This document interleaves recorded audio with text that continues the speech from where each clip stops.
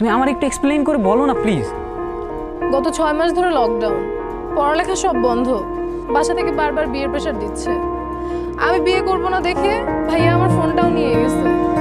2বার ছেলেপক্ষ দেখতে আসছে, আমি রাজি হইনি। আজকে আমি অনেক কষ্ট করে লুকিয়ে তোমার সাথে দেখা করতে আসছি। তুমি কি বলতেছো, বিয়ে হয়ে যাবে মানে? আমার তো মাথা কাজ করতেছে না। আমি কি করবো আমার বলো, আমি তোমার বাসায় গিয়ে কথা বলবো? তুমি কি কথা বলবা? তুমি এখন স্টুডেন্ট।